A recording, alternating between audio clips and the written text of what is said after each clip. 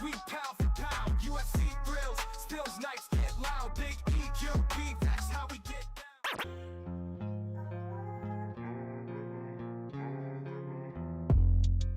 Yo, what's up, everybody? Welcome back to another episode of the GRP.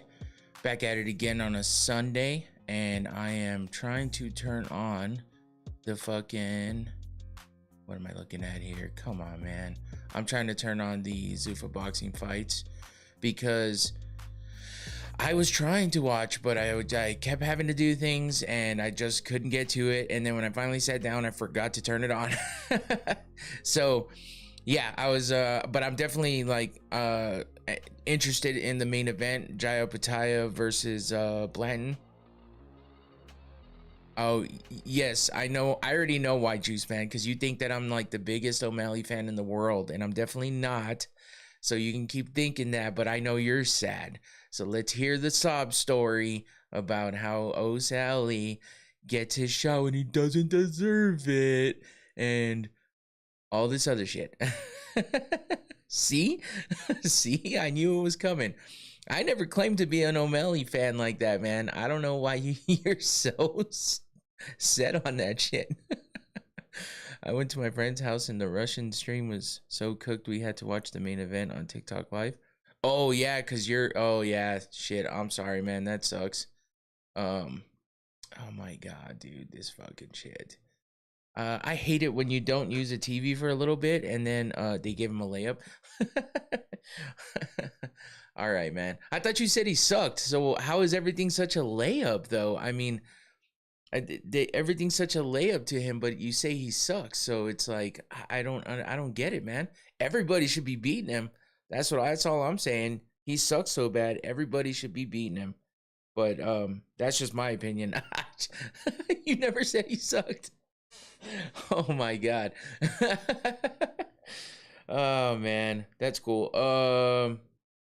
Let me try to get this going here. They don't make it easy, bro. Like, oh, there it goes. I guess it was easy. Juice man, I think you're hilarious, man. I just laugh at your O'Malley stuff. I just think it's so funny that you're fixated on him so hard, and you think I'm like the biggest stan in the world for Sean O'Malley, when I'm definitely not. I said I don't like how they give him everything he wants, and I actually backed you on that, bro. Like I said, I get it, man. I can understand completely why you would think that, and you know, he said it himself. Like, he does everything for the company, and yet he gets screwed with not getting paid $15 million for one match, like Conor Benn did. So I mean, he's not happy with it, even though he gets handed everything. He didn't get handed that money, that's for damn sure. But it's all good. You can have your opinion. I don't care. I just think it's funny. Like, you claiming that I'm the biggest O'Malley fan is the only thing I will fight against. That's for sure. Because I do like O'Malley. I'm cool with him. I don't have a big problem with him. But I understand the opposite side of that. They won't put him up against Umar after losing to Merab. I don't think it's out of the realm of possibilities. He has to fight back to that level again, though. You know what I'm saying? But if they handed him everything, he'd already have that fight. So I don't know, man. It is what it is. You know, when it comes down to it, everybody has their favorites in the for me, I can hate the hell out of somebody and not respect what they do, but I'm still gonna respect their skills and what they do. And I'm not gonna like when they get why can't shit just work? This is fucking stupid. Anyway, I'm not gonna like when people get certain things because then I have to deal with them if they win. They don't even set up Corey versus Sandhagen because there's a threat there. You mean Sean versus Sandhagen? It's Corey is Sandhagen. I'm just trying to put together everything you're saying. That's all. That's what I wanted, man. That was the fight. Mick and Hunter don't want Corey or Umar to beat Sean. Yeah, I mean, you know, it is what it is, guys. I listen. I can't even argue shit anymore. It's just like, listen, the way that this weekend went kind of pissed me off. Just because it just pissed me off to, like, it gets me to the point where I'm just like, what the fuck is happening with this sport right now, man?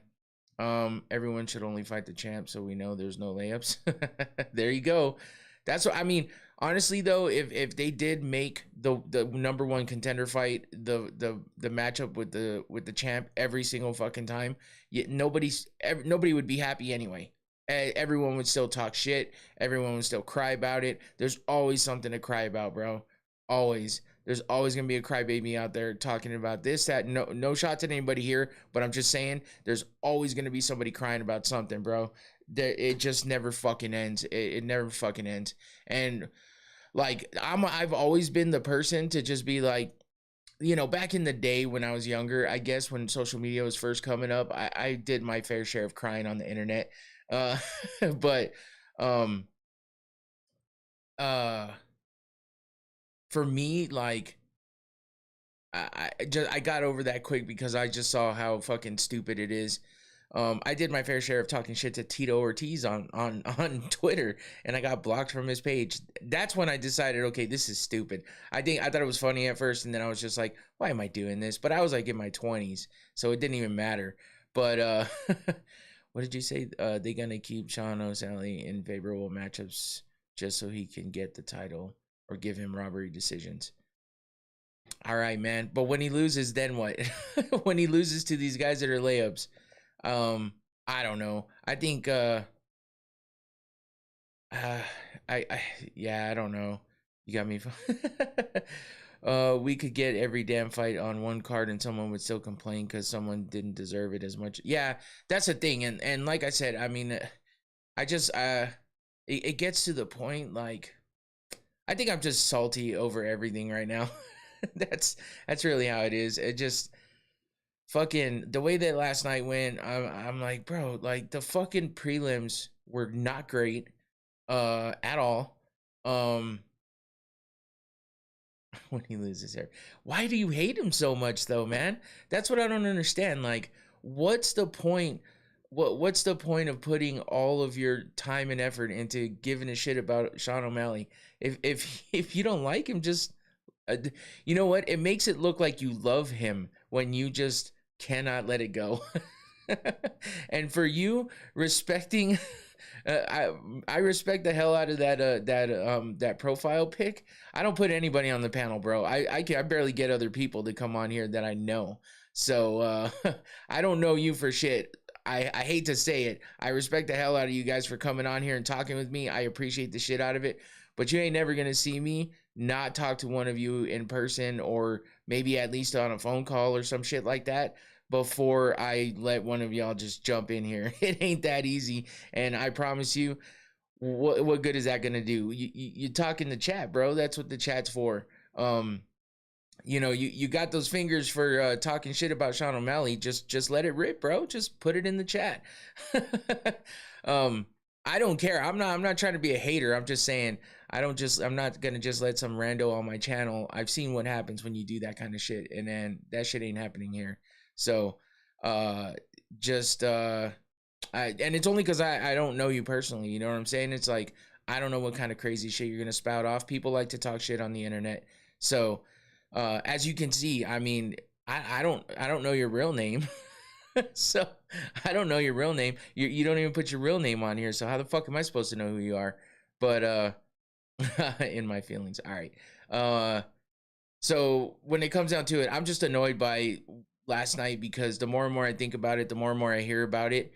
Yeah, no, but you can explain in the chat. Like, just type it out, but put all that hatred towards the energy to type it up. Or just throw a couple chats in there, man. That's all. You got to understand, man. I can't just let anybody jump in on my shit. I've seen that happen before. I've actually been a part of a podcast where we just let some rando on, and it was not good. So it could have been way worse, but it wasn't good. So anyway, off that topic. It's one of those things where, you know, just the way that the main event went just made it worse, because it could have all been saved by the main event being good and coming through with actual, like, an actual good fight. Now, what I will say is I respect Charles Oliveira for his skills. Outside of that, though, I don't like how they're still forcing Bo Nickel. Yeah, that one was a little bit weird. And I'll agree with Juice Man. Like, I don't know that I actually agree with the matchup for O'Malley. I would have guessed something different, especially on this card, but it's just weird. If Charles would have secured the finish, that would have been better. I think it would have been a little better. I think it would have been a little better. I don't know if he allowed Max to survive. I think that the closest he got was when he had him wrapped up in that choke and the face crank. I think that was when he really had him close. And I don't know that he allowed him to survive. I think that Max was just putting up a fight and Charles couldn't lock it in. He was close though. He was damn close. I feel like it would have been better for it to end that way. As much as I don't want to see Max, get finished either, but a submission's better, especially if he's not getting an arm broken or a leg broken. They need to guarantee at least one American win. Yeah. Yeah. That's the problem with these kind of cards. That's the problem with these kind of cards. And that's the problem. I never really was too into the whole White House thing. Obviously, we're going to talk about it because it's the biggest news out there. Everyone's fucking talking about it. I mean, if I don't talk about that, then everyone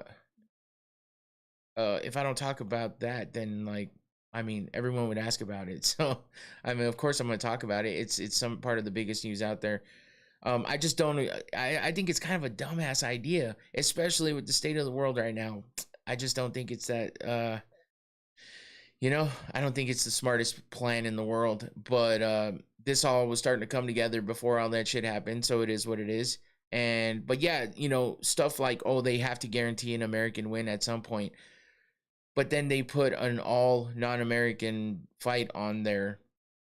So, you give it even one less chance to have an American win. Gaethje ain't winning and Chandler ain't winning, so they have Bo and O'Malley. Okay. I get that. I fully understand that, actually. Dawkins and Bo Nickel are American. Yeah. Yeah, you're gonna get it. You're gonna get one win out of that. So no matter what, right? Because Dawkins is definitely American too. So they guaranteed one. There it was. It's just, man, it's so fucking, I don't know. Maybe I should have skipped the show today. I'm a little bit annoyed by all of it. I was annoyed already. I'm just saying, by all of it. And I just didn't know how I wanted to approach talking about it, because obviously I'm not going to sit here and just be like, oh yeah, it was the greatest fucking card in the world, because we all know that wasn't true. And I let that be known last night when I was on the watch party. The watch party, I mean, it wasn't even that. It didn't even take that. Boycott the UFC. Yeah, Andre, it definitely was. No, I haven't been upset since last night. I was just upset last night, and then I woke up this morning and started prepping for the show and got super sidetracked a bunch of different times doing other shit that I needed to do, and then that annoyed me. So then, yeah, so basically maybe I maybe I have been. I woke up super early this morning. I couldn't fucking go back to sleep after waking up. That was annoying. So it's just been an annoying day. I don't know what to say. I mean, it is what it is. We all have bad days. But I come on here and I'm just trying to fucking, talk about whatever. And Toyota 4Runner or Volvo CX-90. Okay, thanks, babe. I appreciate that. Shit. Oh man. 4Runner, I don't even know. I think I would know what a Volvo CX-90 is if I saw it, but off the top of my head, I don't even know what the fuck that is. 4Runners are cool though, I guess, and sometimes. But anyway, fuck. Oh damn, they're throwing some hands on Zuffa Boxing right now. I turned it on because I do want to see at least glance at the main event. I don't know where they're at right now on the card. Yeah, I am gonna hit the salt here in a minute, but they were pretty fucking weak last night, and I'm kind of sad about that because I could really use a real good fucking shot of some smelling salts. But I don't know if that's gonna happen. I got both bottles right here. Maybe I'll open them both up. It's on Paramount, man. That's where all the UFC and Zuffa stuff are on. Paramount Plus. But Yeah, let me get into that real quick with the smelling salts, and we'll hit up my sponsor real quick and give a shout out. All right, all is good. You're always on the positive note. That's for damn sure. I appreciate that. Um, yeah, shout out to Noctane for the sponsorship, of course, as usual. Let's do a double hit of this shit. Um, we got both bottles here. We tried them both last night. They neither one of them really worked that much. Tyler, I highly doubt you know how to cheer me up because you always got something to say that isn't so cheerful. But we'll see. I'll let you take a stab at it. Oh, here we go. See, I knew it. Oh, I can smell them from here. Let's go double time here. And you know, here we go. Ooh, okay. That was a little better. If those were fully potent bottles, that would have been killer. But because they're pretty much wearing off, I got a good whiff out of both. It wasn't as good as it could have been, but it was there. It did the job for the moment. So we take chances when we're having bad days. um so let me turn this fan back on. So yeah, thank you to Noctane. This is the most potent bottle, but when it's wearing off, obviously everything wears out at some point in time, and this is definitely that. Uh, do a hat collection tour. I actually don't have as many hats as you guys might think. I do have a lot of hats, but I don't have as many as you think, maybe. But I could. I notice people are noticing my hats more often. Listen, I'm not ashamed to take my hat off. Like I don't have hair, but by choice. I mean, it's hard to tell in the camera. I shave my head on purpose, but I just wear hats I never used to wear hats. I wore hats back in the day when I played baseball all the time and in high school and shit. But I don't even know what my hair would look like. I don't have a choice. What do you mean I don't have a choice? I got hair. The fuck? I actually have a full head of hair. At least the last I checked. But I just don't grow it out, or I'm unsubscribing. Peace out, Tula. Oh, you don't, not you. Oh, I don't have it. Oh, I'm sorry. I fucking read that wrong. No, I haven't. My hair has not been grown out since middle school, and that's a fucking long time. So I don't even know what my hair would do if I get braids.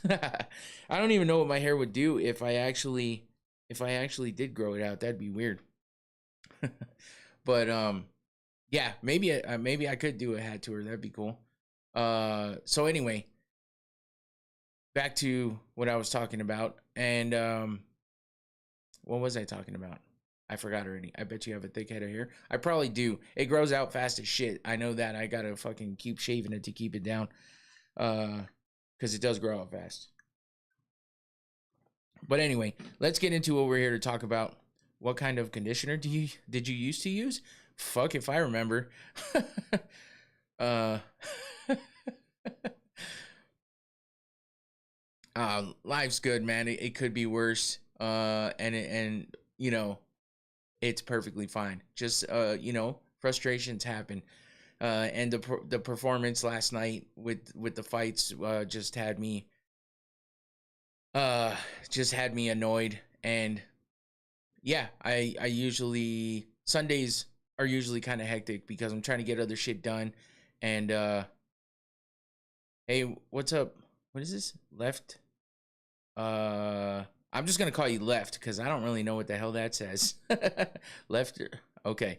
Yeah, I'm not sure what that says, but welcome in. Appreciate you for jumping in. A lot of people use boss as a just as a saying, so I'm assuming that's how you're using that, unless I know you. But I don't know. I never know because people don't use their real names on here. But anyway, yeah, I got what was I saying? Oh, life's good, man. It's all good. Real one say Haas. Yeah, I know. I've actually had an acquaintance back in the day that used to say that all the time. It was kind of funny because you don't hear that often out of people. But yeah, life's fine, man. It's good. Work's always stressful, but it is what it is. That's how work goes, especially when you're responsible for a lot of things. So that's the only part that stresses me out. And then just sometimes things go crazy. We have to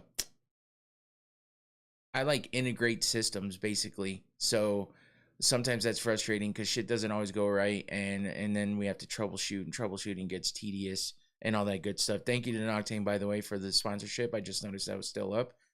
But yeah, that's no, I don't work for Oracle. No, I don't work for anything anybody would really know about. And it's not because it's secretive, it's just because it's just local shit. And yeah. But I do, it is like system integration type stuff. And I mean, it's a technical job, so a lot of troubleshooting and technical shit is tough to troubleshoot with, just like all this setup in here, which is why I'm able to have the setup I have. And I would have never been able to do this had I not, well, I probably could have, but I wouldn't have been able to do it to the extent that I've done it because of my, experience with technical shit, I guess, or my understanding of it, which is why I'm so into doing all of it. And that's why, that's what keeps me going with it too, because my job is technical and there's a lot of things I got to do with it. Troubleshooting sucks, especially with electrical. I work as a heavy diesel mechanic. I'm about to start my apprenticeship, and electrical troubleshooting is the worst. Damn, congrats on that, man. That's a rough job. I have no idea what integrated system is. Yeah, electronics, like badge swipe systems, like access control. I do that. I do security cameras.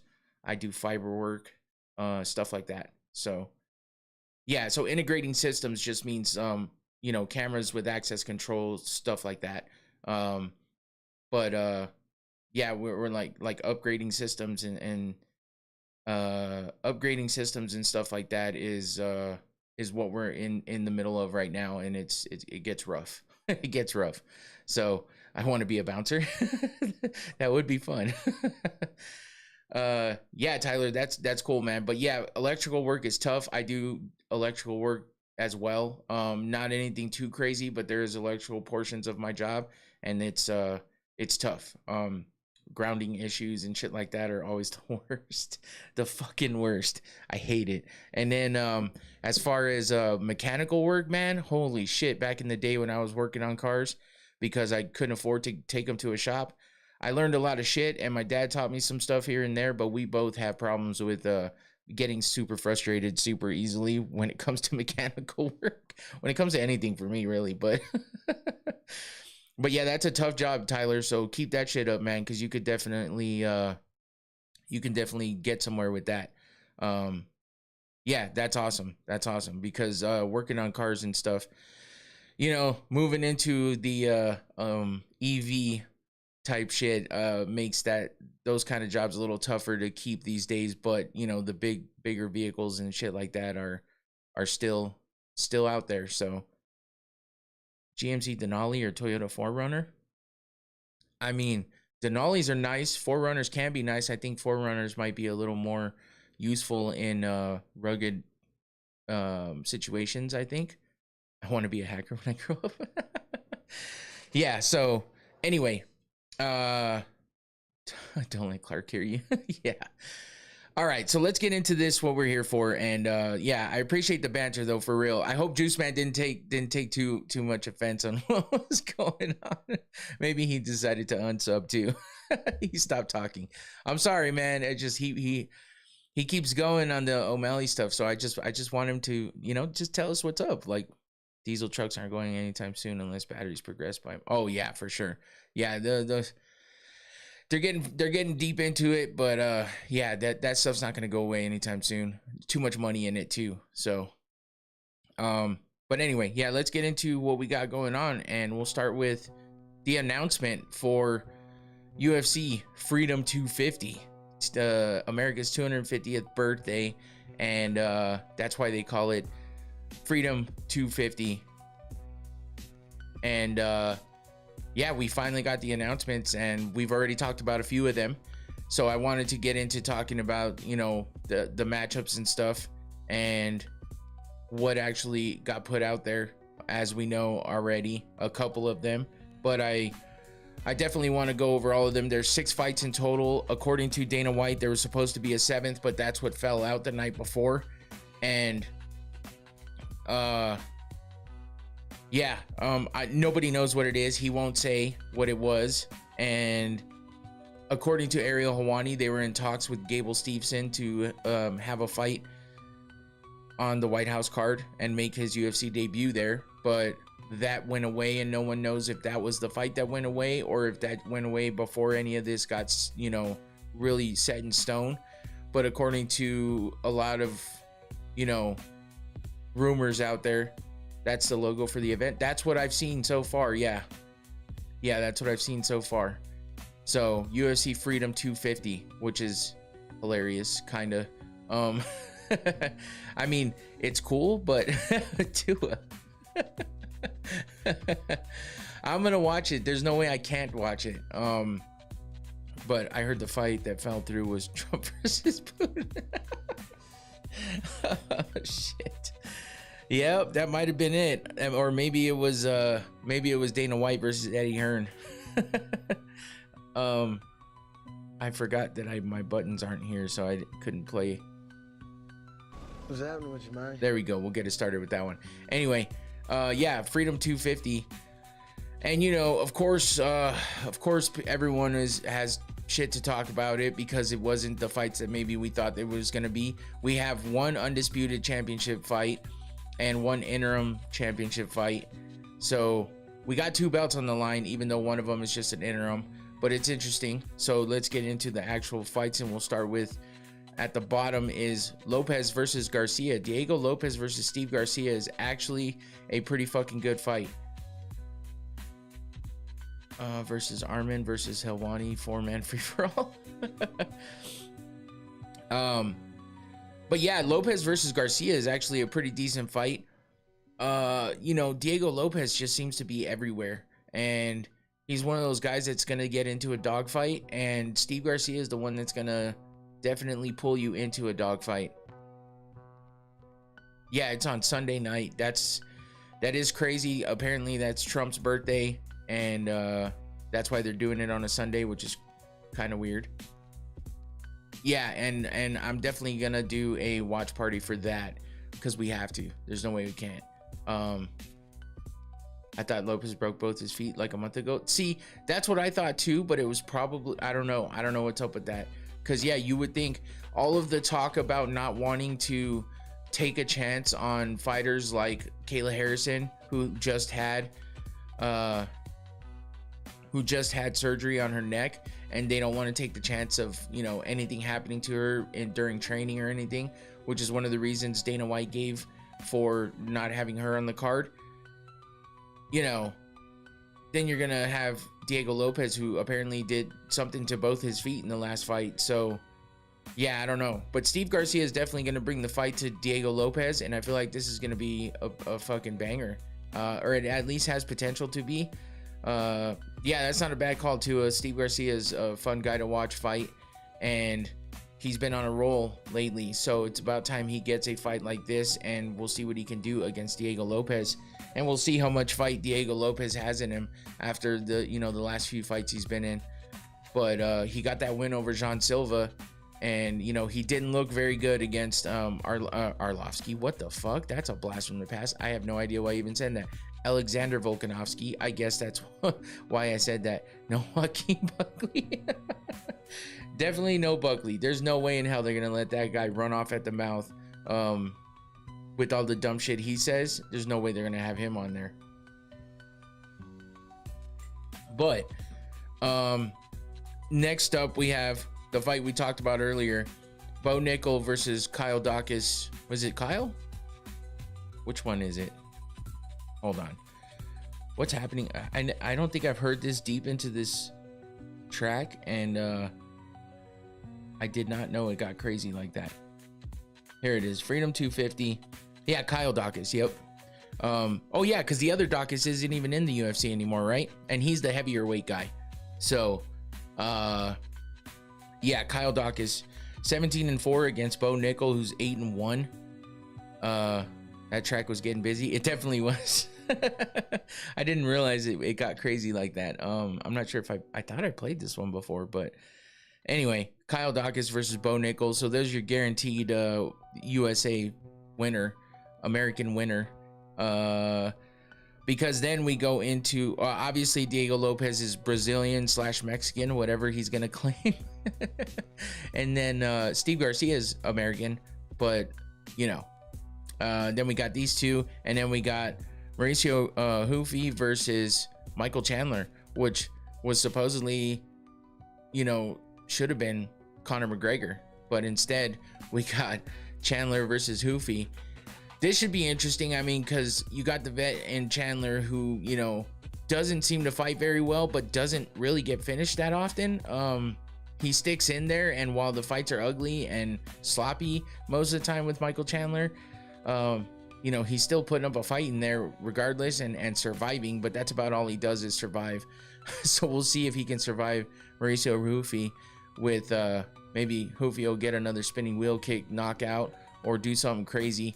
But Michael Chandler, I mean, can he win this? He is definitely due, but could he actually win? I don't know. I don't know. Hoofy comes out. I feel bad for Michael. That might be the first tough season to not have a fight at the end. No, there's been others that have just coached and not fought, but this one was slated to have a fight. So I guess that's the difference. So yeah, Chandler can sleep Hoofy. Yeah, I mean, I guess he has the chance, but I don't know, man. But that's BSD. I don't think Chandler's at the level of BSD. That's for sure. So, but yeah, I don't think that's gonna be. That's definitely a toss-up type of possibility, I guess. So, then we move into Juice Man's favorite fighter, Sean O'Malley versus Amin Zahabi, which.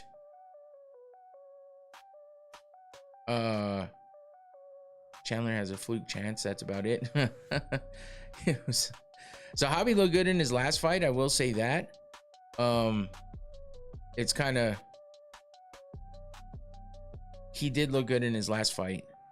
Helwani, yeah. Did you see the video of Sean O'Malley saying, "Do I go on Helwani show anymore? Who's he gonna root for? And am I actually fighting Helwani?" It's pretty funny, but that's of course coming from Sean. But yeah, we'll see if Sean gonna have red, white, and blue hair. I mean, that's kind of where we're at right now. Like, is he gonna come out with red, white, and blue, or is he gonna stick with the pink and green or pink or some shit like that? O'Malley versus Charles Jourdain would have been cooler. Yeah, I guess. I mean, Jourdain's a dog, but I think that would have been another handed fight to O'Malley if you think about it. Or maybe not. Jourdain might be, but Zahabi looked good in his last fight. It's hard to deny that one. Who was his last fight? I'm trying to remember because I just can't seem to remember exactly who the fight was against, but I know it was a decent opponent. I'll get to it here pretty quickly unless somebody beats me to it, but it was Marlon Vera, Cheeto Vera. It was a split decision. But he beat Jose Aldo before too, so I guess maybe that's where they're giving him the credit, you know, beating Cheeto, beating Jose Aldo, beats up his opponent before he subs him. Jourdain on a run. Okay, he did look good in his last fight too. Hold on.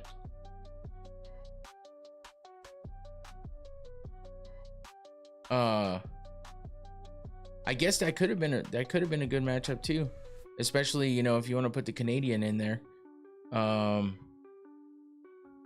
He's on a 2-fight win streak, both submission wins. Maybe that's why, because you know, if they give O'Malley layups, then you don't want to give him a guy who just subs people. and Jourdain does have 2 performance of the night bonuses, both guillotine wins, one in the second round, one in the first, against Victor Henry and Davey Grant.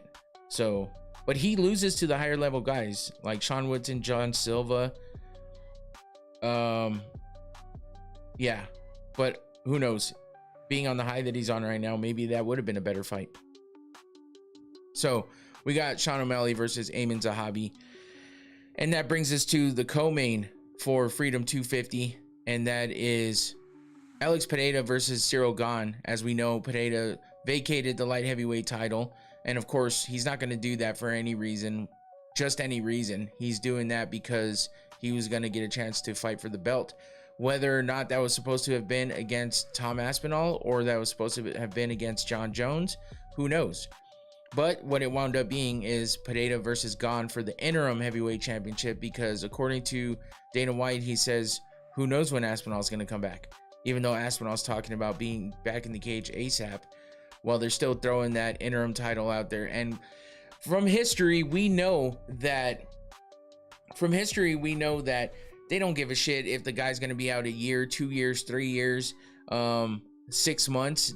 They'll throw an interim title in there if it benefits them. And that's kind of some of the stuff that does piss me off, because it's like, bro, you let so many people go a year plus without fighting and not made an interim, and then you have a guy who's, because he's not doing what you like him to do, he's out for a few months and maybe out a few more, might be 6 to 8 by the time he comes back, and they already threw an interim in there. So that, according to Dana, the 7th fight was just a bonus fight, basically. So these were all fights that were already set in stone, and the 7th extra fight was what fell out. But I don't know, because it doesn't really seem like that. I feel like maybe there was something else to it. But Pereira's gonna slam him in 2 rounds max. Gon wins in 3. From the river to the sea, Gon wins in 3. Oh my god, how do you guys come up with this shit?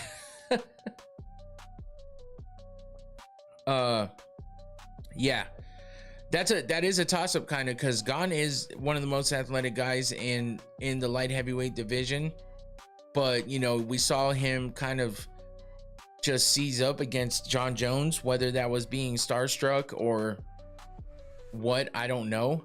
But did I say light heavyweight? I meant heavyweight, but you know what I meant. But yeah, just that performance against Jon Jones is what had everybody doubting him. But then he looked pretty good against Aspinall in the in the 1 round that they fought. You know, he busted up Aspinall's nose. You hate that logo? It's so patriotic. How do you hate it? Red, white, and blue stripes. We got everything in there. Freedom says fucking freedom, all big, man. What's up? I think people got Jon is the greatest ever, and I think he froze, like you said. Oh, well, see, the UFC, you gotta understand, they're on fucking cruise control and just phoning it in with the posters. So you know they ain't gonna come up with anything better than that for a logo. I mean, I don't think it's the worst I've seen, but I picked Cyril to beat Tom. Okay, everyone should bet their parents' retirement funds on Pereira. Definitely not betting advice. Yeah, I mean, they're definitely phoning it in. It is basic. I get it. I mean, it looks like something that I would have made, because I don't have all of the fucking resources at the tips of my fingers like they do. They pay fucking people to come up with this shit, and this is what they came up with. I get it. It does look basic or whatever, but you know, yeah, it's just, I don't know. I don't even know what else to say about it. I sometimes, you know, the fan art and the artist series of posters are like 1,000 times better, so they should have put it out there for people to come up with something, because half the time most years are better. Yeah, I mean, it's crazy, man, because they have all the resources. I just don't know why they just seem to not be making posters like they used to. So I mean, some of these posters back here are kind of basic too, but it had more feeling behind it. You know what I mean? There's like, the posters these days seem like just a copy and paste. It would have been funny if they misspelled freedom. Oh man, that would have been bad. Yeah, it is what it is. But this is your co-main event for the White House event. So at least we know now, and that brings us to the main event, and that is Ilia Topuria versus Justin Gaethje. Now, what everyone has to say about this is that obviously, so first of all, let's go through this. First of all, if Gaethje didn't get the automatic title shot after winning the interim, everyone would have bitched about it. Pawn Stars main. everyone would have bitched about it because, you know, why would he fight anybody but the interim champ, right? But then you give him the fight and everyone's like, why is this a fight? There's no way in hell he's gonna beat Topuria, blah blah blah blah. I did hear about that, Tyler, and I feel like they're doing that because they can make revenue off of Conor, because they know he's gonna put asses in seats, and he's definitely going to bring eyes to the event. They're not going to be, supposedly not going to be making money off the event at the White House. So, you know, that's why, I mean, that makes sense. And they need somebody for International Fight Week, because they're tying up a lot of big fights here, but not really, actually, if you think about it. Because I was thinking they were holding up a lot of fights to be able to have more than 2 title fights on a card. I can't wait to not watch this.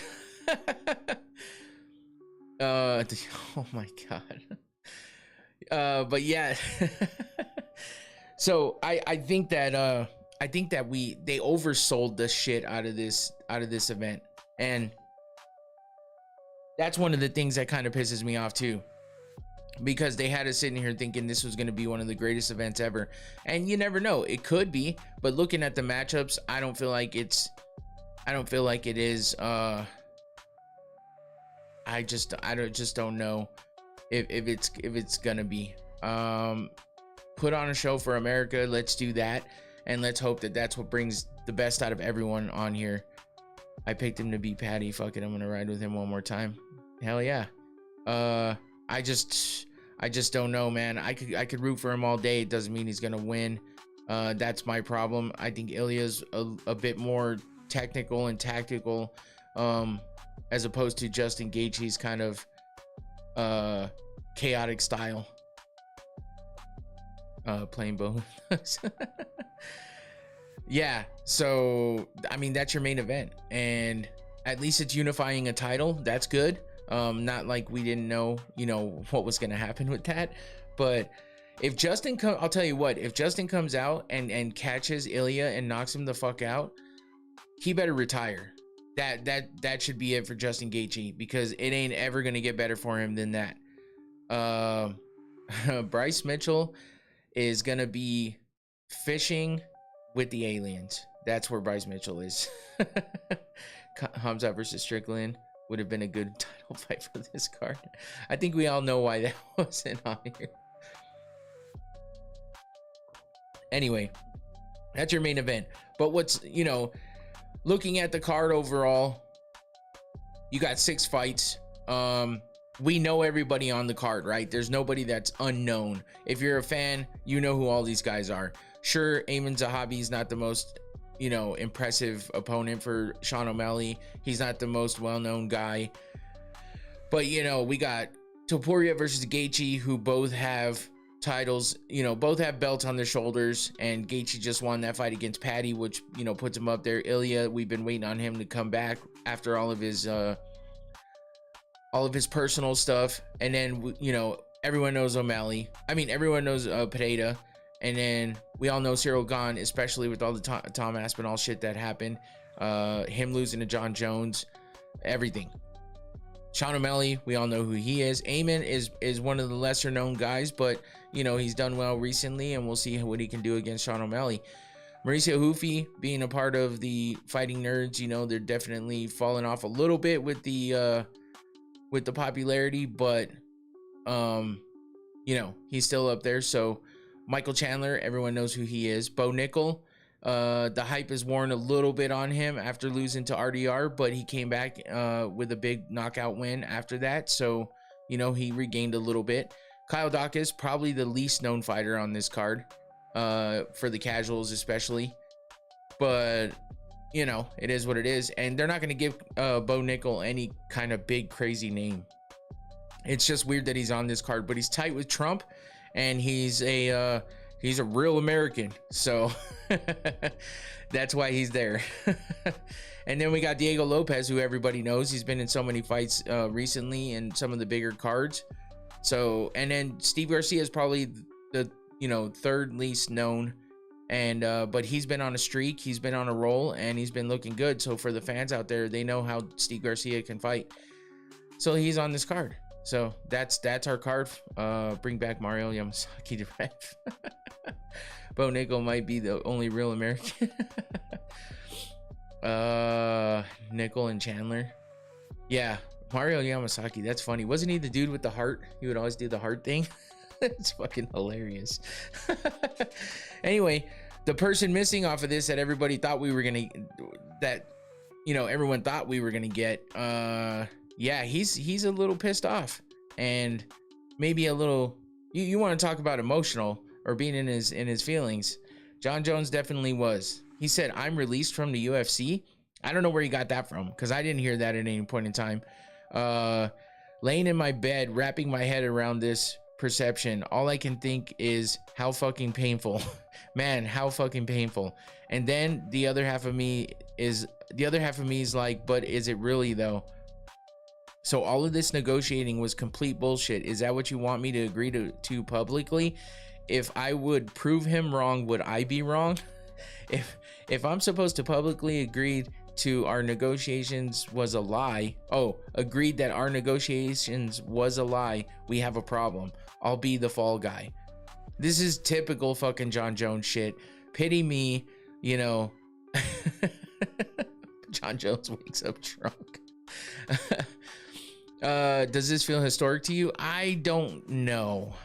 I feel like we have to see the outcome of the fights before I feel like on paper it doesn't, but will the fights come through and prove us wrong that don't think this is a historic card? Maybe. It has potential. I didn't see this rant. Yeah, bro's the worst representation for the country. Why would he be on the card? There's no so much shit going on behind the scenes, man. Yeah, there definitely is. I would bet 100K right now that Jones was under some type of influence while writing. Oh, no doubt. That's an easy bet. Jon Jones needs to be on the card. Jon Jones needs to be the backup for the Gone fight. There's no way he would agree to be a backup. Jon is super cool with Trump, so he definitely wanted that. Yeah, but I think Trump understands that. But you know what? If Trump really wanted it, I think he would make it happen. But maybe Dana was just like, listen, we just can't have this fucking guy on here. He's over there talking shit to Dana. He's over there talking shit to Daniel Cormier again. During I don't know if you guys saw that. They were talking shit during an interview, getting started with that stupid event that they do over in Thailand or whatever. But him and DC will never be friends. That's just how that goes. But yeah, he went on this little rant, just being a little baby. And that's kind of what we get from Jon Jones when he doesn't get his way. So we heard him say that he was in negotiations, and that proved to have either been wrong or just not have mattered because he didn't get the fight. So was he the fight that fell out? I don't know. But what did he do to make it fall out if he's on here talking all this emotional shit? Main event up next, Zuffa Boxing. Okay, good. Thank you. Thank you for telling me, because I have it turned on. I just wasn't paying attention. So yeah, I'll definitely be a little bit distracted watching that one. But it's like a mini watch party for the main event of Zuffa Boxing 4. But yeah, Jon Jones is gone from this event, at least. We'll see. I don't know where he said I'm released from the UFC with question marks. I don't know what that means. I don't know where he got that from. I don't know why he said that. But according to Dana White, he's saying that Jon Jones made it clear he's got arthritis issues in his hips.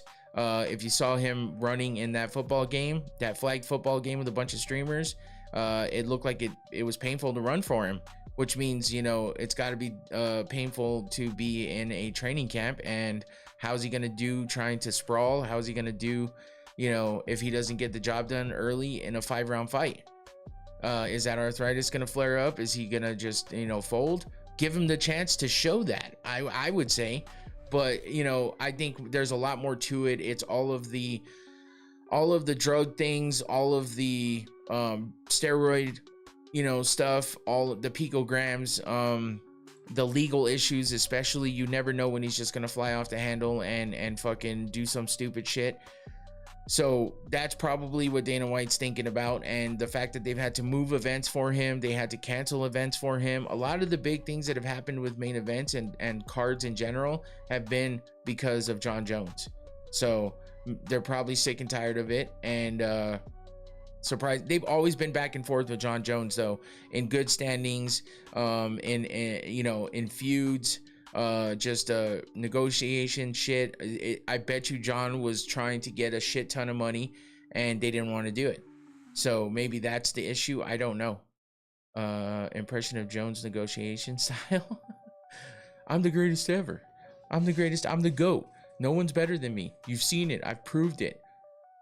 I'm manifesting this fight for myself. I believe in myself. I am the greatest. I am the GOAT. I don't really know how to impersonate him, but those are definitely things he would say. It honestly hurts, man, because like Dana said, he would have been the LeBron of this sport. He was the only UFC fighter signed to Nike. That was early in. Yeah, I mean, it is. We all know the backstory, man. Fucking Jon Jones just he ruined a lot of shit for himself, and he ruined a lot of shit for other people too. So he only has himself to blame. And while Dana isn't the most fair person in the world, a lot of times, I feel like it's not a far-fetched idea that it's not safe to put him on this card.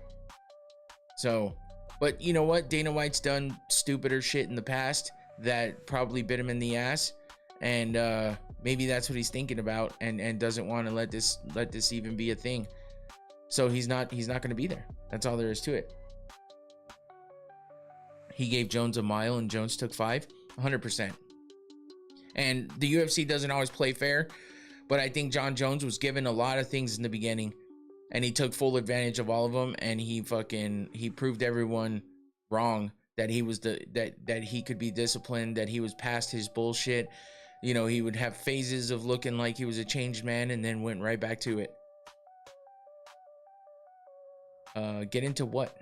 What year do you think things changed? 2013? Oh. No. I think 2016 was one of the biggest years for the UFC. But I think it slowly started dwindling after that. But 2013 was definitely a big year as well. Oh, we're talking just for Jon Jones? Oh shit. Yeah, I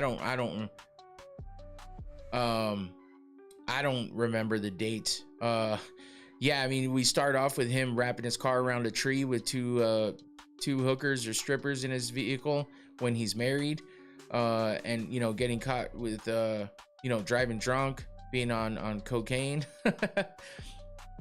And then we got the whole other car accident thing where he did a hit and run, and the woman that he hit in the intersection was pregnant.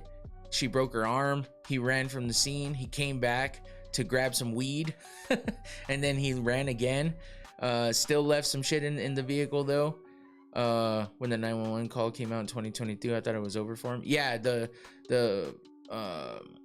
domestic violence stuff. When you hear that his kids are running down to the lobby desk to tell somebody that their dad is beating up their mom, and to call 911, that's some sad shit, man.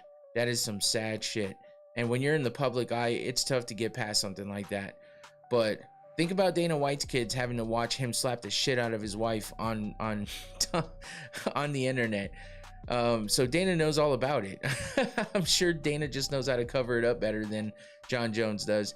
He let his wife get a little out of hand one night, and he was like, "Hey, bitch, you ain't gonna get away with that at home, so I damn sure ain't gonna let you get away with that here." And yeah, I thought it was over for him at that point too. But listen, that's why slap fight's a thing. He got a great idea out of that one. But it is what it is, man. I don't know. Jon Jones, I'm just wondering now, are we ever gonna see him back? But we're back to this shit because we've already been at this crossroads multiple times with Jon Jones. Will we ever see him back? How long is it gonna take before he gets back in the cage? Will he ever get the shot again? Blah blah blah blah blah. Listen, Jones, just go do your thing somewhere else, man. Because I don't know how much more he has to give anyway. And with all this shit going on, he's never, his mental state's never going to be in the right place. And I just think it's time for him to just give it up and go do something else. You know, he's got enough notability or notoriety to ride on, you know, into doing something else that'll make him money. But I do feel bad for the guy sometimes, but he did a lot of it to himself. So yeah, that's about how it goes. Let's jump into this this fight card from last night. BMF title, fucking A. It wasn't much of a BMF fight. That's all I gotta say. After the way that the prelim, like I said earlier, after the way that the prelims went and how the main card started, I had high hopes for a great main event. But it just didn't happen. We just didn't get it. The prelims were just atrocious, man. It sucked. It sucked to see it go that way. It could have been better for sure. We started off the night with a KO in the first round with Bellato, which I was surprised by that one just because Bellato just has not had a lot of good luck lately. And for him to come out and do what he did in his first fight in the UFC again, after all of the no contest and weird losses and crybaby shit that he's done. This might have been the worst numbered card since Home versus GDR. Maybe. Zuffa boxing main event. Oh yeah, I got it going. I'm definitely gonna be peeking up over at it. But yeah, Bellato starts off the night with the KO TKO, and then we get decision after decision. We get 3 decisions in a row, and then a submission, and then 2 more decisions to bring us into the main card. And then the main card starts off with two KOs, which was awesome, especially the Drew Dober Michael Johnson one. And actually both of them were badass. But then we get into decisions with Font and Rosas, Bajalio and RDR, and then the Max and Charles fight, man. So of course, poor Tyler. Yeah, that's exactly what this is what Nate Diaz thinks of that. I'm not surprised, motherfuckers. He definitely called that the boring motherfucker fight. So yeah, you know we always got to go from the bottom to the top, so let's get it going. And we got, like I said, Bellato started the night off with the KO in the first, was it the first round? Yes, in the first round, 2 minutes and 42 seconds in. I mean, knocking out Luke Fernandez, who I believe was 9-0, undefeated, and Bellato comes in and fucking knocks him out in the first round, which is insane. Oh, 6-0. He was 6-0, making his UFC debut, I believe. Let me double check that. Yeah, making his UFC debut. He was coming in on a big win streak, actually 6 fights in a row. Obviously, he was 6-0, duh, stupid. But he comes in and gets his first fight against Bellato, who hadn't had a lot of luck in his previous fights. He was coming off a loss to Navajo Sterling by decision, no contest with Paul Craig, majority draw with Jimmy Crute, and then before that was when he had his first fight that he got a TKO over Ihor Topuria. So Bellato, you know, he got a even faster finish in this fight, and he winds up getting a performance of the night bonus as well. Bellato went from acting to actually doing something. Yeah, no shit. Surprisingly, because man, the shit that he was pulling in fights before was just horrible. But yeah, he started off the fight the night right. I mean, that's the way you want to go with the first fight of the night in the prelims, and you're thinking, damn, is this the beginning of a run of some really good fights? But then it turns into a decision fest for the next 3 fights. Do you like that the UFC is giving out so many opportunities, or do you think they should keep gatekeep?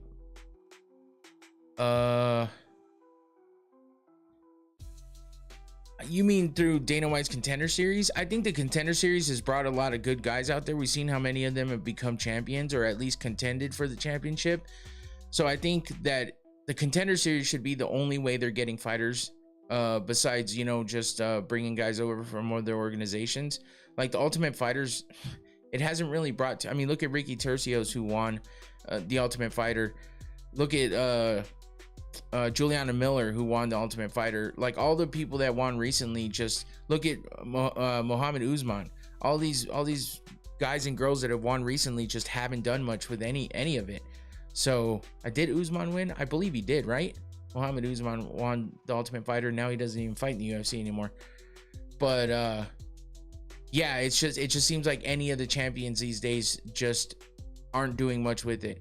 So Dana White's Contender Series guys are the ones that are, and girls are the ones that are coming out and actually doing something. You see a lot of them, you know, getting a lot of big wins and stuff like that. You know, it's hard to know when somebody gets a big win in Dana White's Contender Series and then comes into the UFC, maybe not having seen high level competition like that or been under the bright lights in the octagon like that.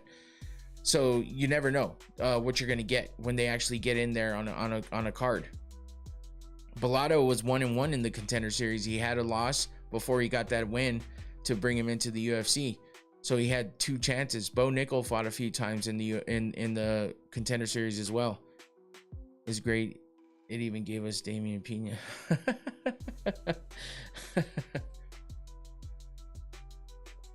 Yeah. So I mean, I think that maybe they don't give a contract to absolutely everybody, but if they're getting really good fights in the Contender Series, it's hard not to give them a contract. Maybe they do need to fight some of these guys more than once. It seems like they've done that a lot more often recently in the past few years. So maybe that's the right thing to do is, you know, even if they win by knockout, but it's a tough one, you know, give them a second chance to prove a little better. Like say they get beat up a little bit, but come back and get the win. It might be good sometimes, but sometimes it might show some weaknesses, and that might be something that they want to, you know, just give him a second chance to prove a little more, see what he does against a different opponent, and then bring him into the UFC. But who knows?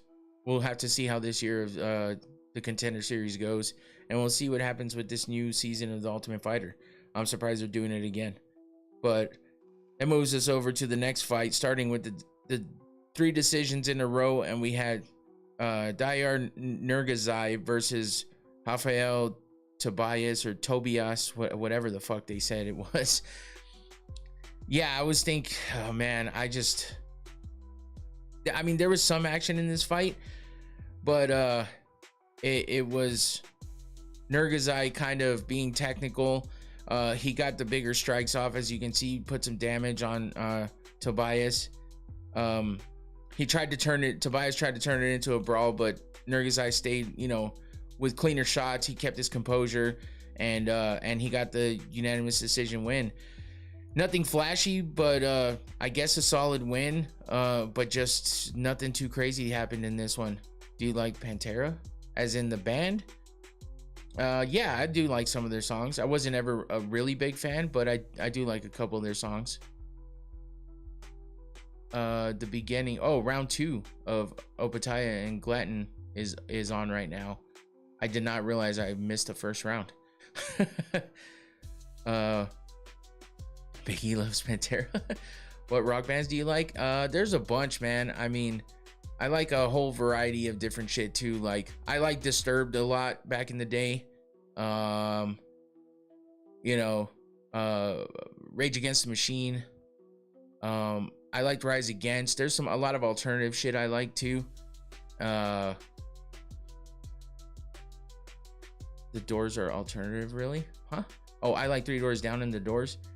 Yeah. I mean, that's the thing, is some like Stone Temple Pilots was always a big favorite of mine too. I did like Nirvana, you know, some grunge shit back in the day. The Foo Fighters, stuff like that. Yeah, I liked all of that. Biggie liked Stained. I didn't mind Stained, honestly. A little bit whiny at times, but you know, wasn't too bad. And yeah, I'm just, oh man, I gotta stop watching this fight because I'm gonna get caught up. And then I'm thinking of bands, grunge or alt. I probably listened to way more alt than I did grunge. I mean, I had a big phase. We had this thing called KFMA Day here. It was a radio station that would throw a festival of big bands. I got to see like Linkin Park. I got to see Korn, Disturbed. I got to see all kinds of bands. Rise Against, man, I can't even tell you how many bands I got to see at this festival that was here twice a year. And I got to watch all the bands back then, so it was pretty dope. And a lot of drinking all day type shit. So yeah, it was pretty good actually. But yeah, those were the days. A lot of drama too. I got into a bunch of fights out there too, honestly. But yeah, watching Linkin Park and Korn was pretty sick, man. The fact that I got to see those two was badass. Because I do like both those bands as well. But anyway, yeah, moving on, we have Sumadarji versus Aguilar, Jesus Aguilar.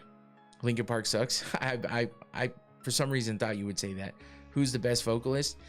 I don't know, man. I don't know. I don't think I know enough to be able to say. I liked Stone Temple Pilots was always like what's his fucking name? Oh, what just happened? Did he knock him down? He sure the fuck did. Or did he slip? Fuck, I missed it. I looked up right when he went down. And that dude from Counting Crows? No. Eddie Vedder? Eddie Vedder was alright. Why am I fucking slacking on his name? Weiland, Scott Weiland. Yeah, he was good. I liked him. But I don't really know. I don't know. I don't think I have enough info for that one. Anyway, Sumadarji versus Aguilar. Somewhat of a striking battle, I guess. But I mean, do you like Temple of the Dog? I don't think I really know who that is. If I heard a song, maybe. But I don't know that I really know who that is. It doesn't sound familiar to me. I wasn't into anything too hardcore. That sounds like a fucking one of the bands that just scream a lot. But I'm not sure. I don't know for sure. But yeah, Sumadarji. He got the win here. No, did he? Yeah. Sorry, he did get the win over Aguilar by unanimous decision. The mix of Soundgarden and Pearl Jam. Oh, okay. Fighter to most likely sing at karaoke. One thing I don't know why. Oh man. I don't know. I don't know. Fighter to most likely sing. I'm doing too many fucking things. Hunger Strike is fire. Oh, okay. I've never heard of them either. But yeah, maybe I'll look it up. Say hello to. Is this all new shit? Because yeah, I definitely don't know the new shit. I stopped listening to. I only listen to like 90s, 2000s stuff. Soundgarden is dope though. One of the best songs. Hunger Strike is one of the best songs. Oh, it's a song. Okay, I'm thinking you're talking about. See, and that's the thing is I can't recall all the names of the songs off the top of my head. I do like Incubus. I'm not gonna lie. You might not think that's cool or whatever, but I do like Incubus when they first came out. Yeah. So I'm getting stuck. I'm doing too many things at once. God damn it. Okay. Sumadarji, unanimous decision win. I mean, there was a little bit of striking going on in this one, but I barely remember this fucking fight, to be honest with you. It seemed like a decent performance from Sumadarji, but nothing too crazy, nothing that stood out. And yeah, that was it. And that brings us to the third decision in a row, and this one was Tumen Denbro versus Cody Durden. And let me tell you, the Codys did not have good luck to the Codys did not have good luck this night, even though Cody Garbrandt did win. Patchy Mix is a great DJ name. Did you see Patchy Mix get knocked the fuck out by a 19-year-old in Ryzen? That shit was crazy too. Oh yeah, that's copyright, man, for sure. I can't play any music that might be on the radio or any of that type of shit. Even guys that just play on YouTube, that'll still get me a copyright thing. So I can't really play any like music that you would hear anywhere else. All these beats you hear here are either from the YouTube music library or shit that I've made on my own with AI. But yeah, the Codys didn't have a good time. All three of them had big problems. Cody Garbrandt, as we know, had a lot of things happen to him during the fight, and the other two Codys, the Durden and Brundage, both lost, and Cody Durden just lost to Tumen Demburl. And I guess this was a little bit better of a fight than the other two were.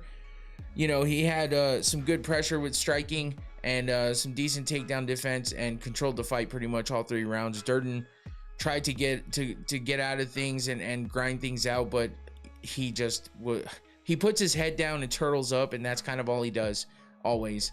So it was a clear unanimous decision win for Cody Durden. Brundage won on damage and control, in my opinion. Against Dante Johnson. Yeah, I mean, I heard people kind of saying that, but I might have been thinking of this fight actually when I thought of that one in the beginning, but he did get the loss. Hold on, let's move on to this fight and then we'll hit that one up. We got Alberto Montez versus Ricky Turcios, and you know, this one wound up in a submission win for Montez, and it was in 40 seconds into the second round where he caught Ricky Turcios with a punch and dropped him, and then was able to tie him up in that actually, I don't know if that was the actual sequence, but I know that he got some good hits in on Turcios and was able to tie him up in this anaconda choke and winds up getting the submission in the second round early on. But Turcios, like I said, won the Ultimate Fighter. Play Soundgarden, Black Hole Sun.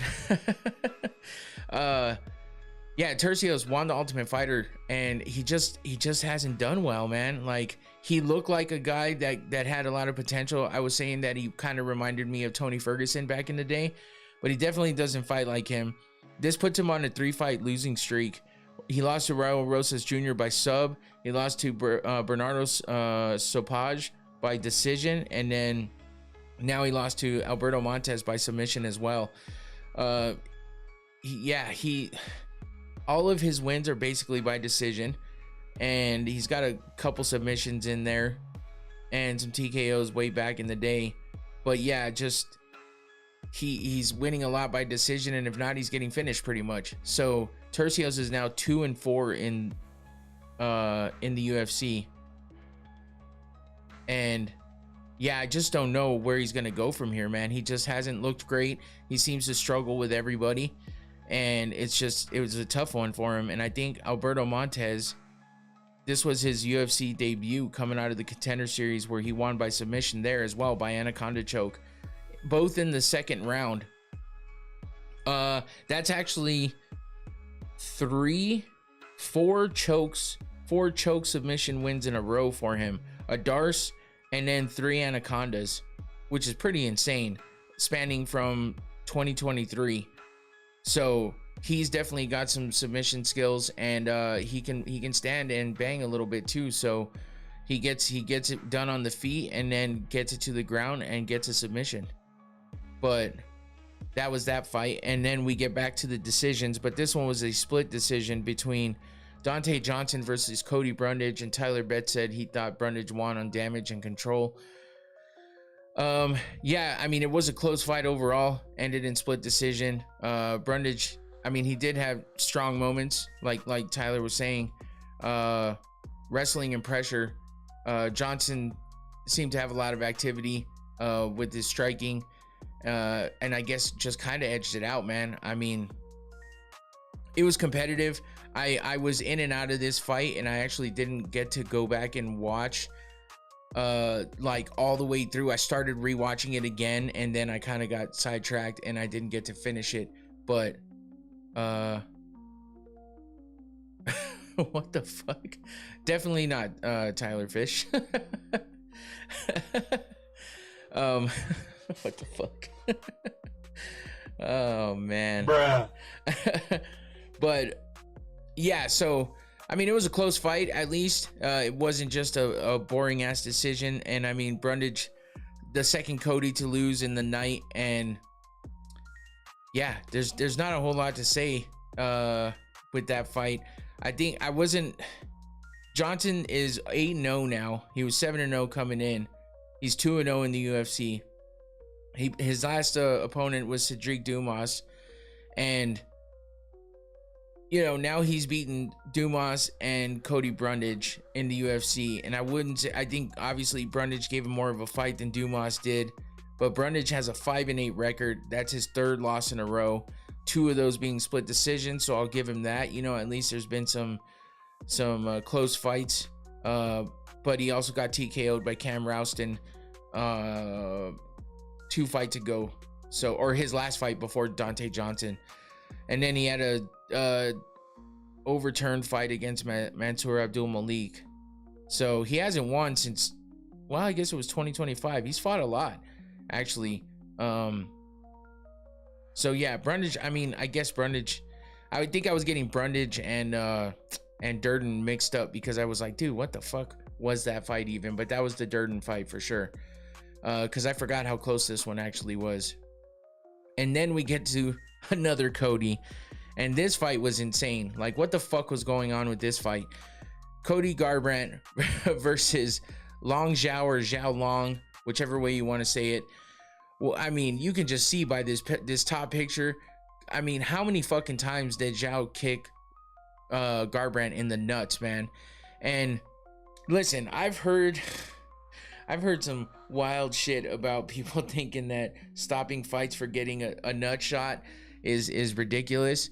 And there was a lot of nut kicks. If you remember, Kyle Bohalio got kicked in the nuts once too, and looked like he was jerking off in the corner when he was trying to like shake it off, literally shake it off, when he was standing there, you know, trying to recover. I don't know if he was trying to reposition himself or just make sure he still had feeling in his dick. But either way, he was doing some wild shit in that corner with his cup. But Cody Garbrandt, man, there was nothing to laugh about with this one. He got kicked so hard and so many times in the nuts that Zhao got 2 points taken away from him in 1 round. Cody Garbrandt was fucking puking in a bucket. I don't even know how they let this fight keep going. Because usually I thought puking was like an automatic stoppage of the fight. So who knows? I mean, was this happening after the fight, or I don't remember seeing this specifically.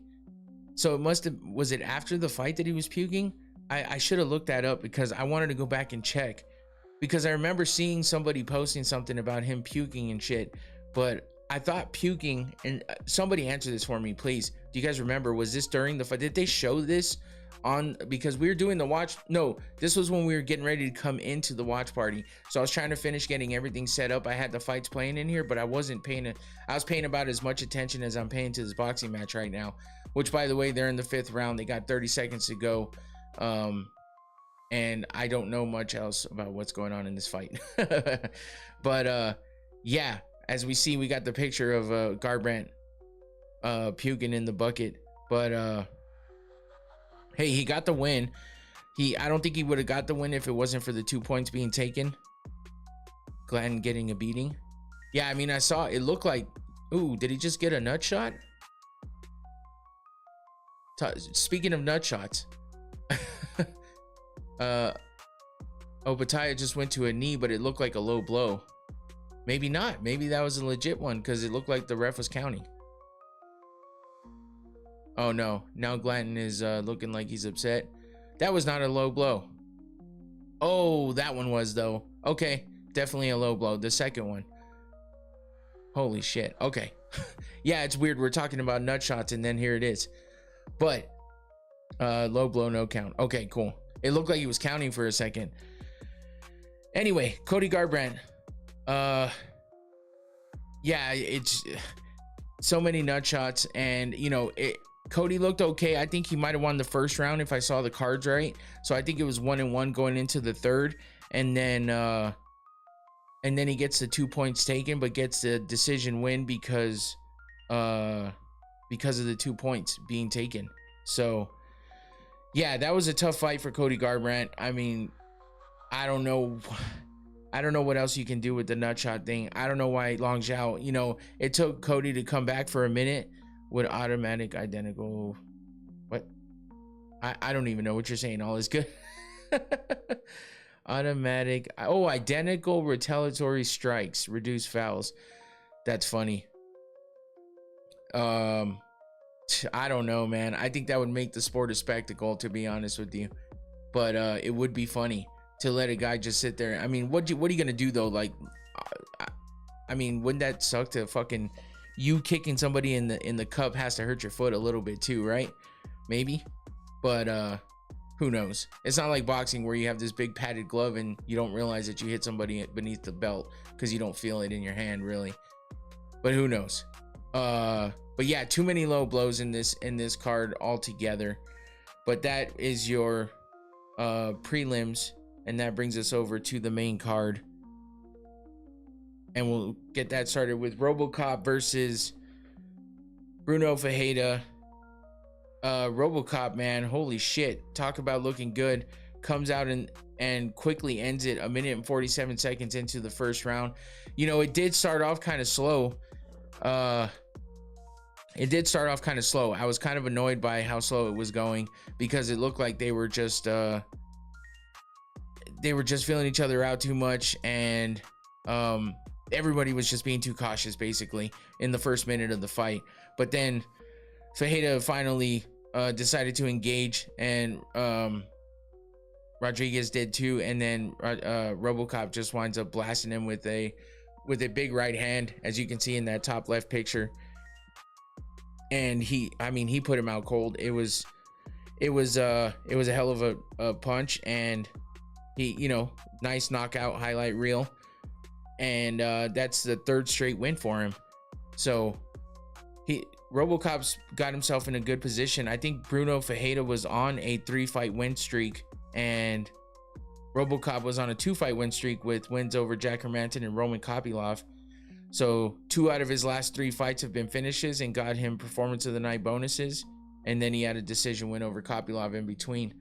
So Ferreira was on a 3-fight win streak coming into this fight, and then he gets knocked out in the first round against RoboCop. He had that win over Vettori, Jackson McVeigh, and Armin Petrosian for his 3-fight win streak. 2 submissions and a decision, but this one never got to the ground because RoboCop finished it on the feet. So that was your first fight on the main card, and that brings us to the second fight that was also equally as entertaining, because we had Drew Dober coming in, not beating the allegations whatsoever by knocking out Michael Johnson. I know I think Tyler Fish was talking about this, right, with Dober and the whole thing with his opponents and all that stuff. But yeah, man, it was a nasty knockout. Second round, 1 minute and 53 seconds in. Michael Johnson just looks so fucking fast, though. It's crazy. I couldn't believe the speed that he still has. Like, I say that every fight of his because I'm waiting for it to just go away. But he's still fast as hell. And he, you know, Drew Dober takes a lot of damage, and or he takes a lot of hits and he shows the damage quickly. You think Michael Johnson calls it a career after getting knocked out at 39? I don't know. I think he would have called it a career a long time ago. But yeah, I mean, this was a nasty knockout. He tried to argue it, but we saw him be out on basically on his way down to the mat. This main event on Zuffa is dope. Yeah, I've been trying to watch, but I'll have to run it back probably.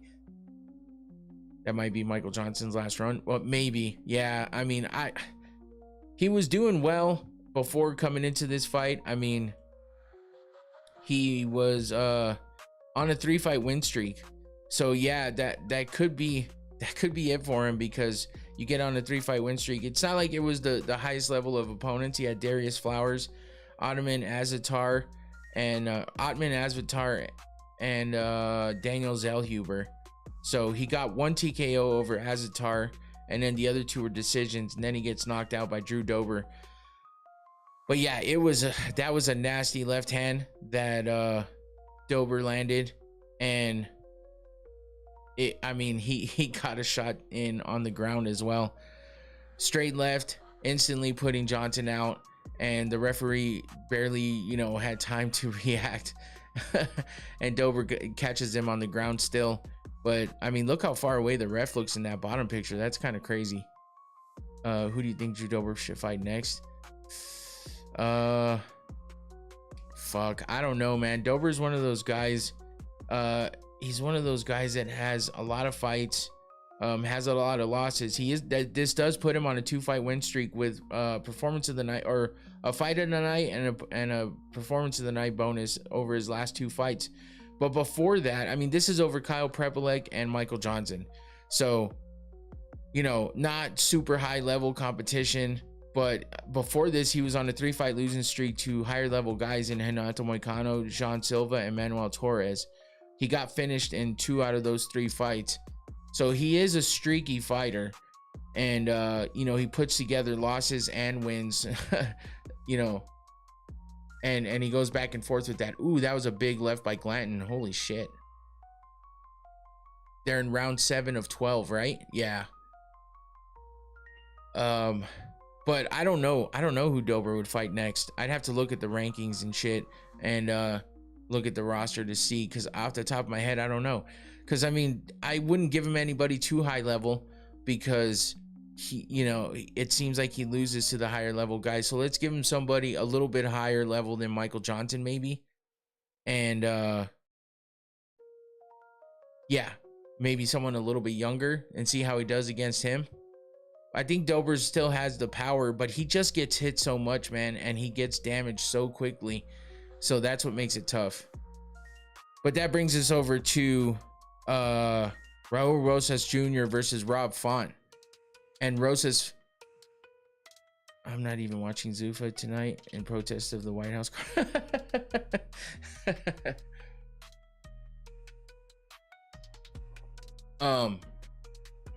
Yeah, I mean, these guys are going at it. There's been action all the way through. Every time I look up, they're throwing blows left and right, and it's I've seen a few land. It's been pretty good. But 30 seconds left in the 7th round here. Okay. Sorry. Raul Rosas Jr. versus Rob Font. Rosas gets the unanimous decision win, and I mean, he basically that'll show Dana. Damn, son. Rosas gets the win. I mean, I wouldn't call it like a super impressive win for the most part. I mean, he did control this, and this was the biggest name that he's fought so far. You know, Rob Font's kind of more of a striker, and Rosas just like, the problem with Rosas Jr. is that he gets these takedowns and he holds people down, but he doesn't do anything with it. Like, he doesn't move in for submissions. He dominates on the ground as far as like holding them down, but you know, he doesn't do anything with it. Like, he used to do some crazy striking, and obviously, you know, after taking a loss, maybe he decided not to do that anymore. And that's okay. There's no need to do the flashy shit if you're not going to really be landing in it and be effective with it. But it seems like he's just kind of abandoned all of that, and he just went straight for the wrestling, and he took him down and controlled him. And, you know, all 3 rounds was basically the same way. Rosas would just make it obvious what kind of fight he was going to fight, and he would take down Rob Font at will almost, and was just controlling the whole time. Rob Font couldn't do anything with it, and when they were on the feet, he wasn't taking advantage of that time. He was either too tired or something like that. You would think they would have stood some motherfuckers up on the BMF card and just laying. Yeah, I know. Rosas was moving around enough to, I guess, maybe they only considered it with Brundage, but no warning, I don't think. Yeah, fuck, I know. It's just this was like almost what the main event was, you know what I mean? Oh shit, did he get hit in the balls again?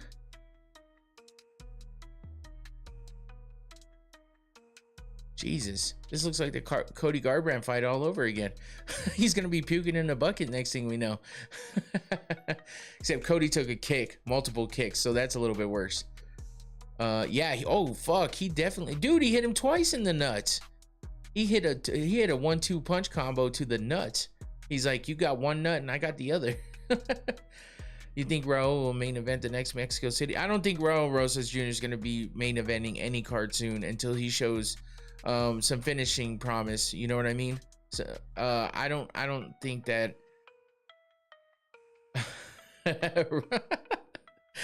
Two-piece to the Nuggets. Rob Font times New Roman. That shit's funny. What's happening with you, man? Yeah, I don't see Rosas Jr. He's on a decent win streak, but if he keeps fighting like this, like he's not doing anything with it, man. That's what's missing. 1, 2, 3, 4, 5. This puts him on a 5-fight win streak, but they're all decisions. He's got one submission. Oh, he's got one TKO and one submission, and then everything since then has been decisions. 3 fights in a row by decision. So that, I mean, it makes it tough. If this is the way he's gonna fight, I don't know that they're gonna put him in a main event anytime soon. I think they definitely have other guys that would fill that spot, but he would definitely be on the card. So I just feel like that it's relentless wrestling, but I want to see him advance. I want to see him go for submission attempts if he's going to be on the ground for that long, and not just stick his head in somebody's chest and hold their legs. He was wrapping the legs really well and really had the control, not letting Rob Font do anything. But all he's doing is trying to control the hands and putting his head in his chest. Just do something else, man. Do a little more. Yes, that wins you fights, but at some point in time, you have to do a little more. When you find the guy that's not going to let him hold you down like that, is when he's going to start getting beat, and he's going to get, he's going to wear himself out trying to do the takedowns all the time. And then when he's on the ground, he's going to get reversed and submitted. So he needs to just learn how to progress. I feel like that would help him a lot, because I do think he has a lot of talent, and I do think, bro, Antoine, I am the worst at trying to figure out who somebody should fight next, especially because I'm just continuing on for the next fight. Maybe I need to sit down and think about this ahead of time. My brain just can't. I'm also like, keep watching this fight. My brain just can't work that fast, man. I haven't put that much thought into it. I'm more thinking about just reviewing the card. Maybe I need to start trying to come up with potentials beforehand, so that I can give you guys these answers, just because they should let Wesley Snipes be the next Black Panther. What the hell? Yeah, because I mean, Raul, I don't know who there. I would like to find a good matchup for him that with somebody that can wrestle decent, that and has good wrestling defense, but maybe isn't a crazy striker, but just somebody that can strike well. There's got to be somewhere in there, someone in the middle. Do you think he'll at least be a top 5 guy one day? Oh yeah. I think he has the potential to do that, but I don't know how far the UFC is going to let him go. That's the thing with it. Like, how far are they going to let him progress, and how quickly are they going to let him progress? Because he's pretty popular, so they might give him a little bit of leeway on that. But remember, Dana White said they want fucking exciting fights. That's why they put in that 25K bonus. So they want to see exciting fights, and he's not putting on exciting fights. So that's the problem. That's why I say he needs to progress a little more. I would love to see him do a lot better and get some finishes, get back to finishes. He's done it before, but it's been nothing but decisions. It's almost like he's just fighting safe now. So I just want to see him do a little more. That's all. And that brings us to the co-main, and that's Kyle Borralho versus Rainier de Ritter. And holy shit, did Kyle take advantage of RDR looking like he didn't want to be there. I thought at first it was good. It looked like at first he kind of had a little bit of some want and will to be there, but I don't know. Dana White even said that it looked like he didn't want to be there from the get-go. So I was hoping for a little more out of this fight, but that's kind of how this whole entire fucking card went, unfortunately. And wait, what the hell? Oh, there it is. Yeah, so Kyle gets the unanimous decision win, and as you can see, he landed some good strikes on RDR. His kicks were doing pretty damn good, but I think Kyle got actually busted up a little bit as well.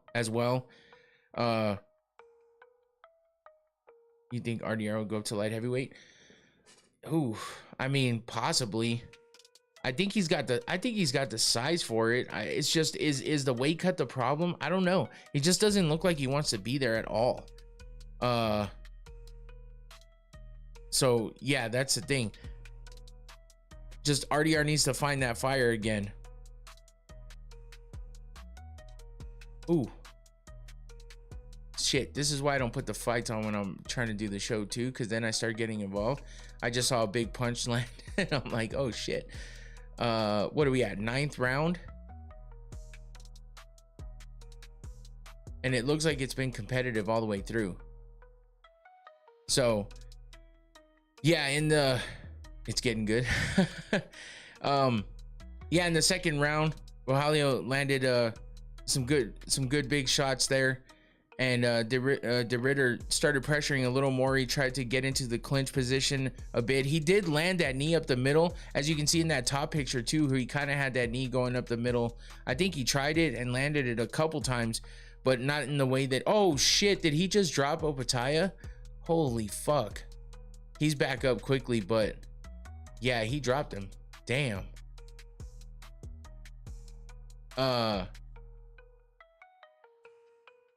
Oh, was it a slip?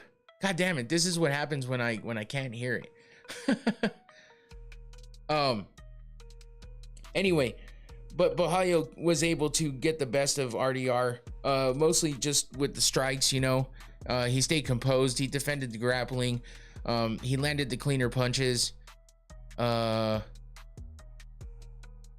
thought it just because he got up so quick, but yeah, I wasn't sure if he was counting or not.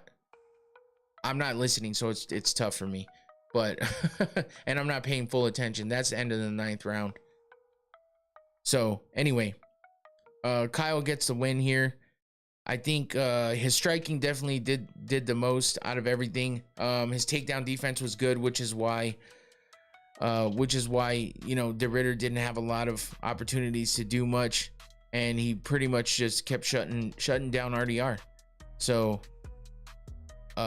RDR couldn't find the wrestling. The low blow, I remember I was talking about it earlier with Kyle.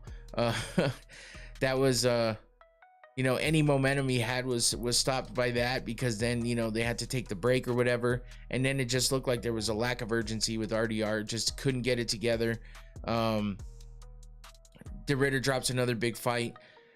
I mean, where's he at now? You know, like, is he gonna bounce back from this shit? Because after getting broken like he did against Brendan Allen, it's just like, what's even next? You know, he had a chance to come out here and fight somebody with a big name, and that he could have, you know, coming off a loss as well.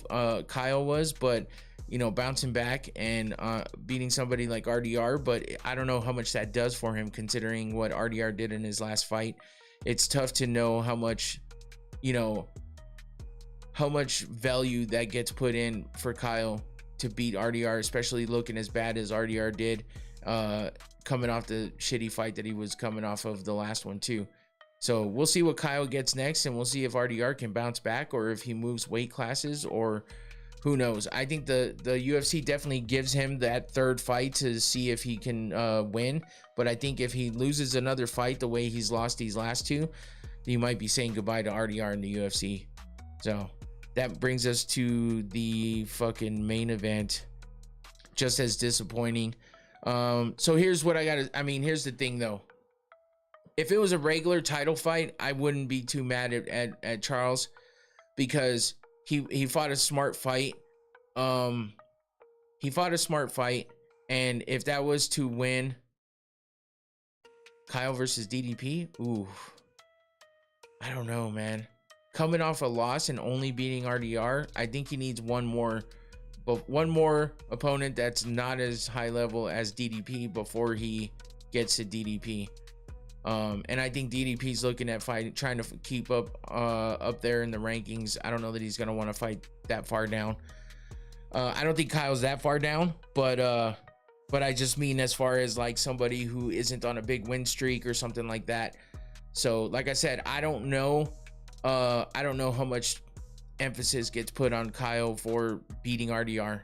If he would have finished him, it might have done a little more for him. I think if Charles is going to defend it, he should fight BSD. I would assume you're meaning. It makes sense in terms of rankings. Benoit is a good fighter who will match that intensity.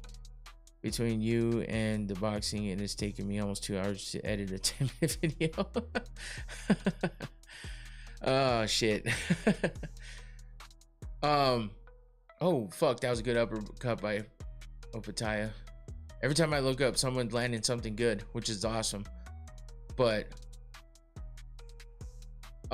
yeah, so my thing is Charles, I think Charles got a good win here. He fought smart. He fought to his strengths against a good striker like Max. And this would have been great for a regular title. Not that you know anybody was too impressed with everyone was kind of upset by it, but were they upset by it because of the fact that it was for the BMF, or were they upset because it was a lot of ground game wrestling and control?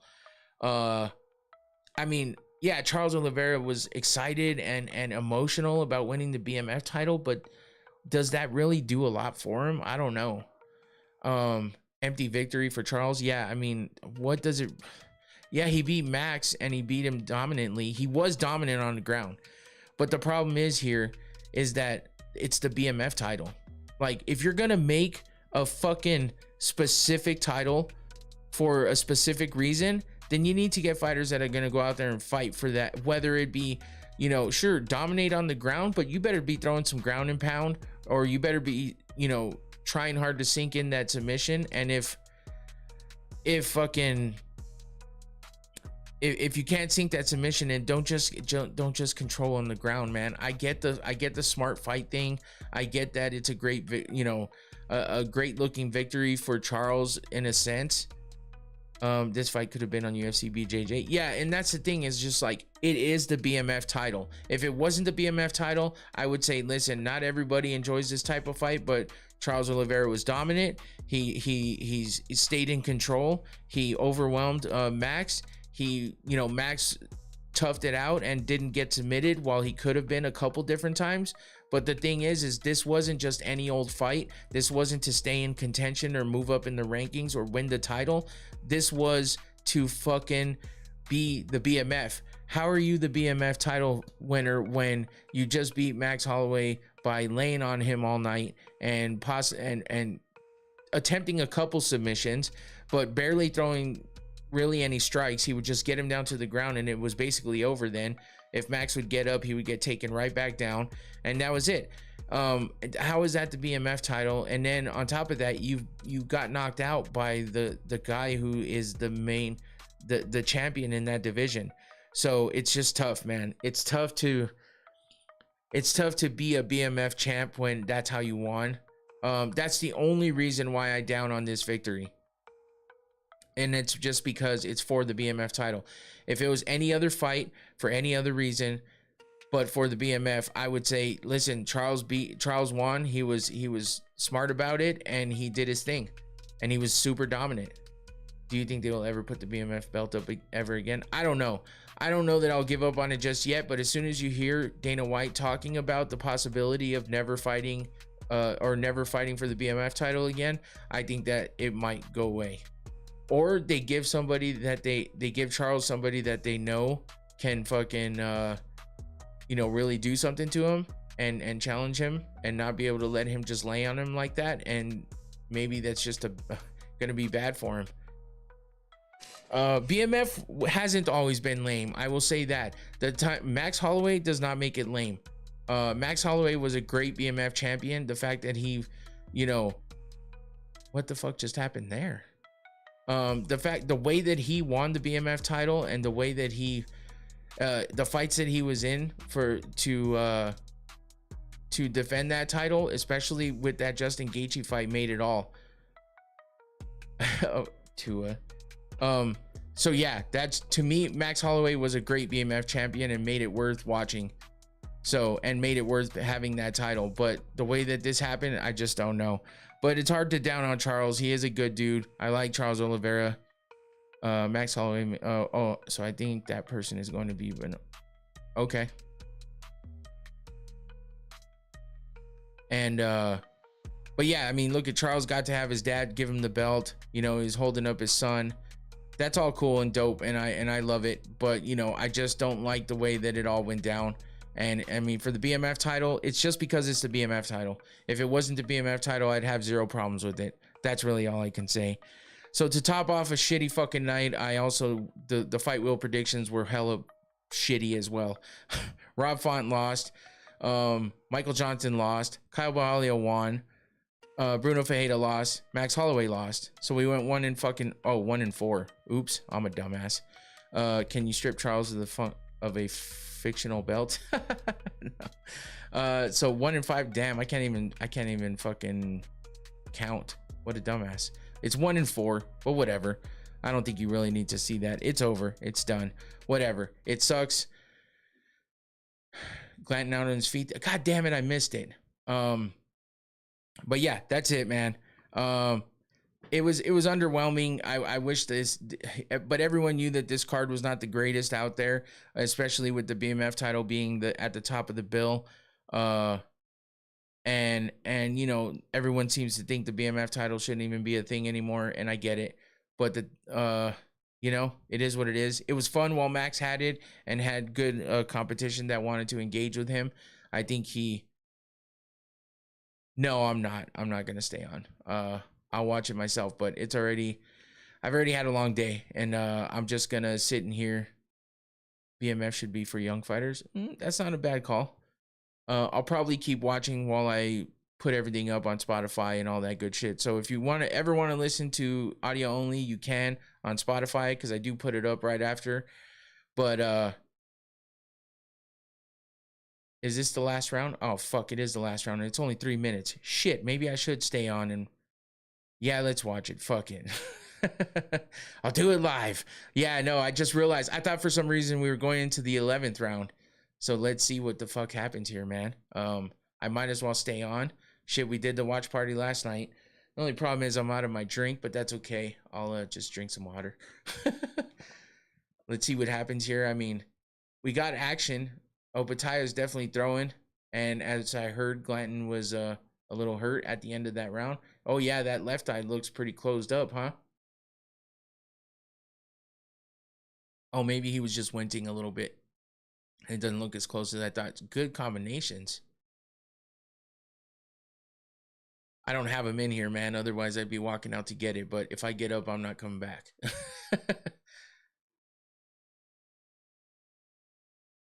Let's see what happens here, because I would love to see a knockout before this ends. But if it goes the rest of the round, I'm not sticking around for the decision, because it's going to take too long. Boxing takes way too long. Actually, how long? Ooh, that was a good left hand by Opataya. Here he goes. He's turning it up. Oh, good uppercut. Damn. Glanton starts to tie it up because he's looking rough. I don't really have a favorite boxer, man. You should know this by now. I don't have a lot of favorites of anything, really. I don't know.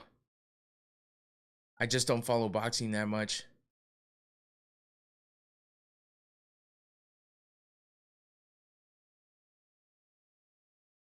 A minute 5 left, huh? Any boxer from DC I'm ready for.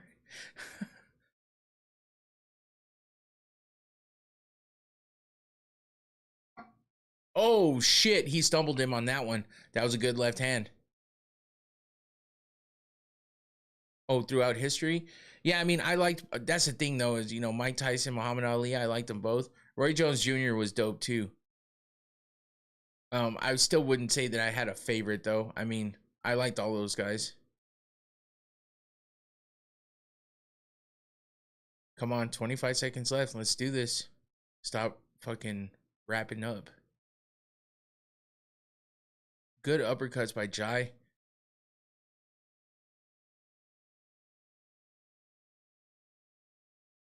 Oh, shit. Glanton's holding on for dear life. He doesn't want to get finished. 5 seconds. Ah, it's over. It ain't going to be shit here. Oh, good uppercut. Just kidding. But that was still it.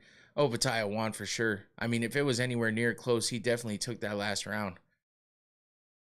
I mean, the last 2 rounds, really, from what I saw.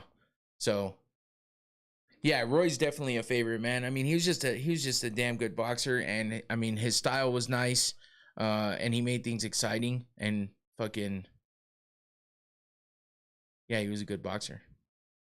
Who was the other guy that fucking boxed until like his deep into his 40s? Fucking, what was his name?